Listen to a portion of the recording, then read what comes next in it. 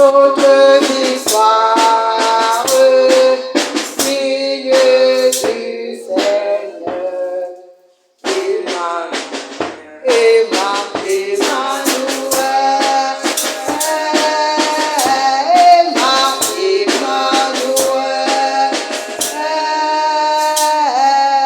Père, au nom de Jésus, nous te bénissons ce soir. Nous t'élèvons, toi le roi de gloire, nous te magnifions, toi le Dieu des dieux, toi le Saint des saints, toi l'omnipotent et l'omniscient, toi le Dieu qui ne change pas. Seigneur, nous voici rassemblés dans ta présence. Nous voulons, Seigneur, que ce soir, tu nous touches encore d'une manière spéciale, d'une manière particulière. Merci pour ton esprit qui est déjà là, qui a déjà commencé à œuvrer dans nos vies, qui a déjà commencé à nous délivrer, à nous guérir, à nous libérer de tous les fardeaux que l'ennemi nous a fait porter. Alors maintenant, Seigneur, que ta parole vienne confirmer tout ce que tu as déjà commencé à faire et que la gloire te revienne. Toi le Saint des saints, toi le Dieu véritable, au nom puissant de Jésus que nous avons prié. Amen. Alors, nous allons commencer à parler sur un point spécial, un thème spécial. Ce soir, notre thème c'est « N'aie pas peur de la menace de l'ennemi ». Amen.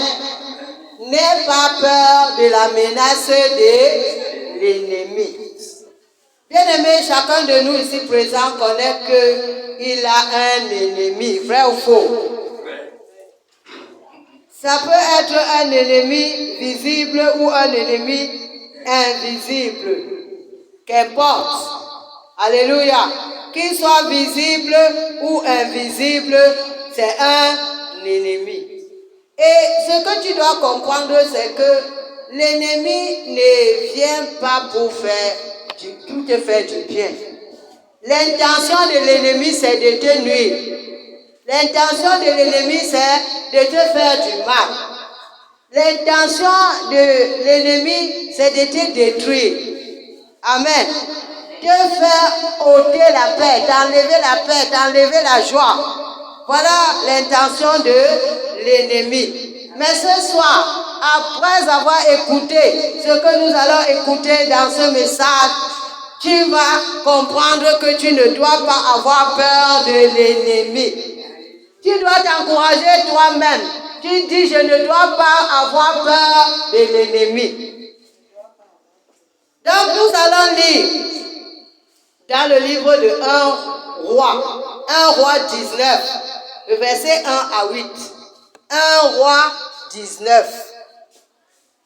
1 roi 19, le verset 1 à 8. Je lis au nom du Seigneur.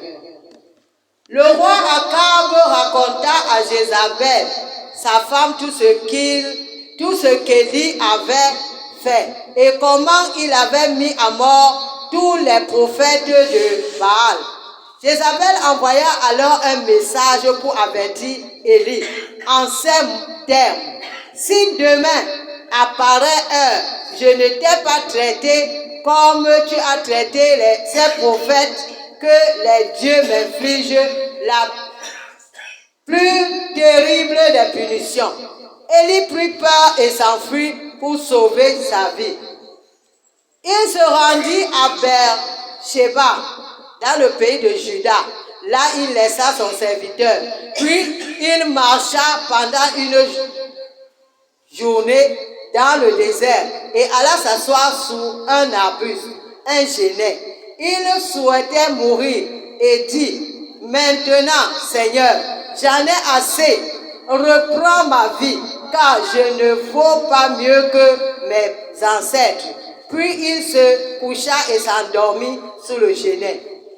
Mais un ange vint le toucher et lui dit, lève-toi et mange. Et il vit en effet près de lui une de ces galettes que l'on cuit sur des pierres chauffées et un pot d'eau. Après avoir mangé et bu, il se recoucha.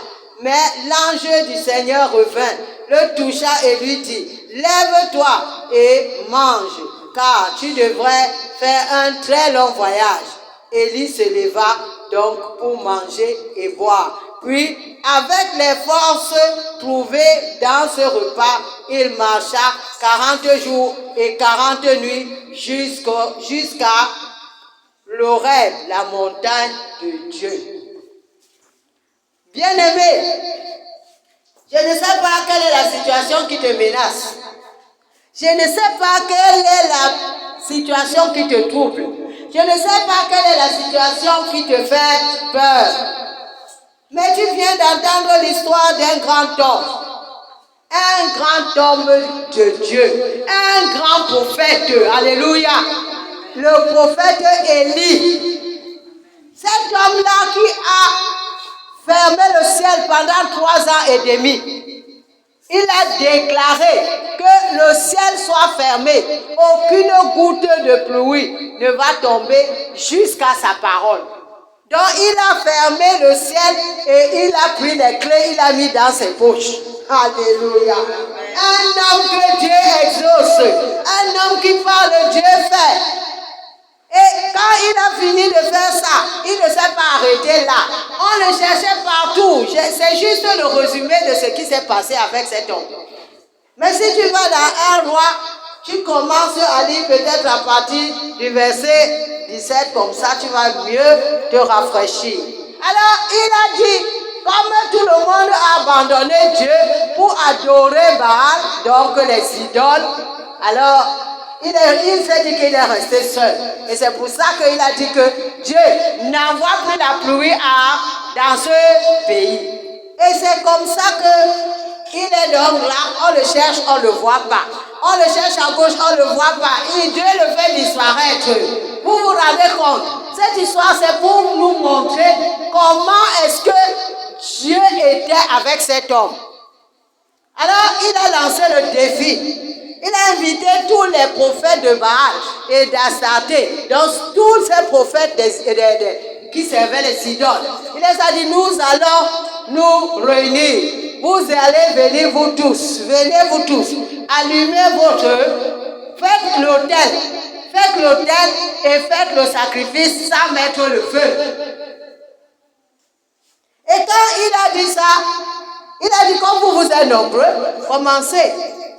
Et ils ont allumé, fait l'autel, ils ont mis l'offrande. Il n'y a pas de feu. Ils ont appelé Baal, ils ont appelé Astarté, ils se sont blessés, ils ont fait tout ce qu'ils pouvaient faire, il n'y avait pas de feu. Toute la journée, jusqu'au soir, il leur dit, réveillez-le, peut-être qu'il dort. Ils ont tout fait, il n'y a pas de feu.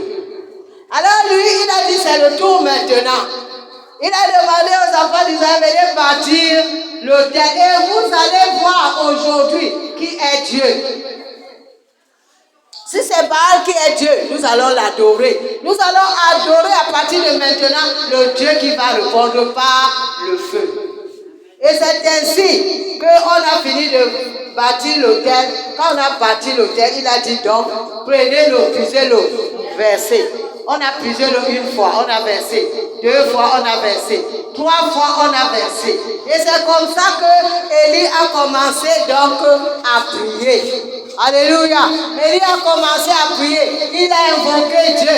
Il a dit, grand Dieu d'Israël, montre à tous ces gens-ci que c'est toi qui es le Dieu qui a créé le ciel et la terre. Il n'a même pas fini sa prière. Le feu est descendu du ciel. Et ça a consumé le sacrifice. Alléluia. Alors, c'est comme ça que Élie a pris tous les prophètes là. Ils étaient au moins 850. 400 de Baal, 450 d'Astarté. Il les a égorgés. Il les a tous tués. Alléluia. Et c'est comme ça que Akab, le roi, il était là. Il est allé dire à sa femme ce qui s'est passé. Et c'est comme ça que la lecture que nous avons lue nous dit que quand Élie a écouté le message de cette femme, elle lui a dit que demain, à la même heure, je vais finir avec ta vie. Élie a fui. La femme a menacé le grand homme de Dieu. L'homme que Dieu habitait en lui. L'homme par qui Dieu faisait des grandes choses pour manifester sa puissance. Il a commencé à trembler. Bien-aimé, quelle est la chose qui te fait trembler? Quelle est cette chose qui t'empêche de dormir? Quelle est cette chose qui t'a enlevé la paix? Élie a perdu la paix à cause de la menace d'un homme. Lui qui a fermé le ciel. Lui qui a fait descendre le feu du ciel. Lui qui a ouvert le ciel pour que la pluie commence à sortir. Lui qui a ressuscité les morts. Élie a tellement fait des choses. Mais à la menace de l'ennemi, il a oublié que Dieu a été avec lui. Et cette histoire nous rappelle ce que nous-mêmes aussi, ce qui nous arrive. Quand nous sommes devant une situation, tu es devant une situation, tu oublies que tu étais dans une autre situation, Dieu t'a exaucé. Et tu commences à trembler. Tu perds la paix. Tu ne peux plus dormir. Tu trembles, tu cherches à fuir comme Élie. Bien-aimé, c'est à toi que le Seigneur est en train de dire ce soir, à toi et moi, qu'il est avec toi. Ne crains rien. Ne crains rien parce que le Seigneur est avec toi. Ne sois pas découragé parce que la situation est tellement énorme. Que la situation soit comme le mont Cameroun, elle est rien devant Dieu. Elle n'est rien devant ton Dieu. Alléluia. Et c'est le mensonge du diable. Que le diable veut, c'est que tu puisses perdre patience avec ton Dieu. Que tu sois découragé, c'est ça qu'il veut. Alléluia. C'est le mensonge, c'est la stratégie du diable pour te faire disqualifier, pour que tu commences à fuir. Bien-aimé, le temps que Élie devait mourir n'était pas encore arrivé. Et Dieu a dit, comme il est parti à la montagne de Dieu. Et vous voyez que quand il partait même à la montagne de Dieu, c'est Dieu qui lui donne la nourriture. C'est Dieu qui envoie les anges le nourrir. Alléluia. Pour qu'il soit fort, pour qu'il ait la force pour aller se présenter devant Dieu et lui dire son problème. Et quand il arrive là-bas, il dit à Dieu que, bêta, je meurs, parce que j'ai tout fait. Mais ton peuple veut maintenant me tuer. Bien aimé, des paroles comme ça sortent de nos bouches. Et c'est pourquoi ce soir, je suis venu te dire que c'est le mensonge du diable. C'est le mensonge du diable. Alléluia. C'est le mensonge. Et la Bible dit que le diable est menteur. Il est menteur depuis le début, depuis le commencement. Il est parti mentir à Adam et Ève. C'est lui qui les a fait manger le fruit défendu. Il a dit que, est-ce qu'il est posé une question rusée? Est-ce que Dieu a dit que? Il leur a dit que c'est le mensonge. Vous n'allez pas mourir. Et c'est ce qui a creusé la curiosité de l'homme et de la femme. Et nous sommes tombés dans le péché adamique. Donc, c'est le désir du diable, de Satan, c'est qui détourne le monde entier de Dieu. Mais toi qui connais un peu la vérité, quand il commence à faire ses mouvements, dis-lui que Satan, tu es un menteur. Satan, tu as échoué. Parce que ce que je sais, c'est que mon Dieu va le faire. Mais ce que je sais, rien n'est impossible à mon Dieu. Il n'y a rien qui peut résister devant mon Dieu. Donc, bien-aimé, ne fuis pas devant ta situation. Confronte ta situation. Alléluia. Confronte-la. Même si, je dis souvent que même si c'est un rampant, tu vas avoir la victoire. Ton Dieu va intervenir. Ton Dieu va agir. Il n'a pas abandonné Élie. Élie était fatigué. Avec la famille, il est couché. Dieu a préparé le repas pour le nourrir. Pour lui donner les forces. Il va te donner les moyens pour que tu sortes de cette situation. Parce que son nom n'a jamais échoué. Son nom n'a jamais échoué. Bien-aimé, lève-toi devant ta situation. Lève-toi devant ton problème. Et même si c'est la montagne, même si ton problème est une montagne, dis tu vas la déplacer. Il va se déplacer. Alléluia. Si un homme a égorgé 800 personnes, et c'est cet homme-là qui va fuir à la menace de la parole d'une femme. Il ne peut plus se tenir. Il a fui. Il avait bien peur de sa vie. Que cette femme va venir le toucher. Oh, on a envoyé des troupes pour venir le chercher. On ne l'a jamais vu. On a envoyé un régiment pour aller l'arrêter. Quand ceux-là sont venus, ils ont dit, allez, nous sommes venus t'arrêter. Le roi dit que, il a dit, vous venez m'arrêter. Il invoque que le feu descende et qu'il vous consume. Le feu les a consumés. Le feu les a consumés à 2 reprises. C'est celui qui est venu, qui a dit que non, homme de Dieu, j'ai peur pour ma vie. Le roi, et il a su lui parler. Et c'est grâce à c'est celui-là qui n'a pas été consumé par le feu. Alors pourquoi est-ce que nous avons peur? Bien aimé, celui qui est en toi est plus puissant que celui qui est dans le monde. Celui qui est en toi, ta situation est en train de résister. C'est parce que tu n'as pas encore la clé. Tu n'as pas encore la parole qui va déplacer cette situation. Tu n'as pas encore trouvé la parole. Quand tu vas trouver la parole qui va briser ce démon, il va partir. Il va tomber. Il va quitter ta vie au nom de Jésus. Donc, bien-aimé, n'aie pas peur. N'aie pas peur de la menace de Satan. N'aie pas peur de ce que tu vois. Ce que tu vois n'est rien que le mensonge du diable. Alléluia. Si tu te tiens, l'ennemi va partir et il va te laisser. Et il va te donner, tu auras la victoire. Tu auras la victoire. Et c'est pourquoi la Bible, le cantique, nous chantons souvent. La victoire est réservée à tous les enfants de Dieu. La victoire est réservée à tous les enfants de Dieu. Loué, loué, loué, loué, loué, loué, loué, loué.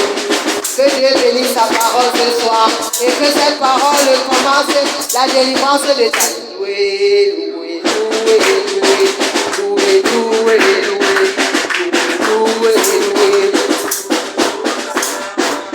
Dieu notre Père nous a donné la santé est réservée à tous les enfants de Dieu.